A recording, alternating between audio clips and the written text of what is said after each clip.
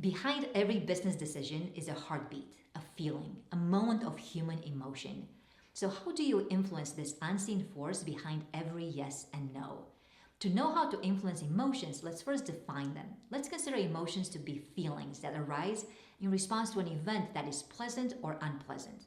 But how do you know whether your audiences experience something that is pleasant or unpleasant in reaction to your offerings? One way is to ask them how they felt while interacting with you. However, when they respond, some people may exaggerate, some may downplay. In addition, the act of asking can change how they feel because they start rationalizing, so you no longer have access to the original reaction. This is where neuroscience comes in. Even though different buyers may experience a stimulus like a sales presentation in different ways, we capture biometric signals and place them on a common scale based on the circumflex. This includes valence, which means how much people like an experience, so it can be positive or negative. When people like or dislike something, they can also be in a more alert or a calm state. This is called arousal.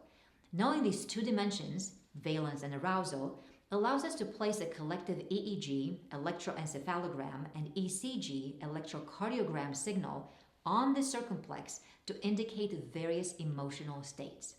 Think of your own content for a moment. You might keep your buyer's brain in the upper left quadrant when you speak about market shifts, loss metrics, or risk factors. Customers may be in the upper right quadrant when you speak about things they like and are excited about. For instance, a product release that addresses major pain points at low cost. Your buyers might be in the lower right quadrant when you offer them something they like and they feel calm hearing about it, like a solution that feels familiar and delivers consistent, reliable results. While customers can develop memories from these three quadrants, the low arousal and negative valence quadrant is where memories go to die.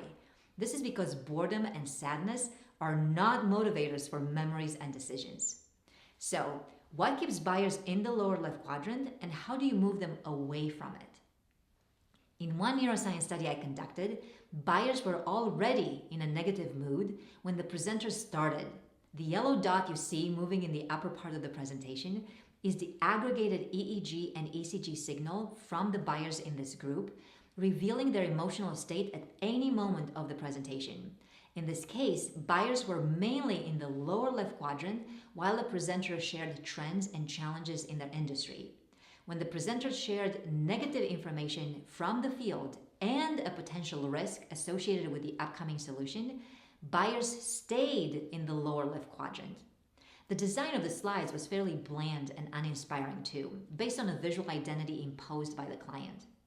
Compare this with another sales presentation I used in a neuroscience study, a presentation with a more intense and dynamic slide design following a more vibrant visual identity. Notice how buyers are in the upper quadrants from the start of the presentation and they stay there until the end. This neuroscience evidence converts into some practical guidelines. Research the buyer's context before the meeting. A recent drop in stock prices, a lousy product release, or damaging news will influence their state of mind. Allow time for the negative mood to dissipate before you approach buyers with your offering. Scan for emotional signals at the beginning of the meeting. People in a bad mood have agitated or exaggerated gestures. They fidget, they avoid eye contact, or have a distant gaze. Their tone is irritated, impatient, or disinterested. Reschedule if you can, or at the minimum, defer any potential risks related to your solution for a second meeting. And finally, elevate the design to elevate the mood. Vibrant colors, fluid transitions, and relevant visuals can jolt the brain away from a passive and negative state. Overall, keep in mind that you can impact buyers' emotions moment by moment until that yes or no is not just a business decision, it is an emotional resolution. This can happen if you decide to become a mood manager.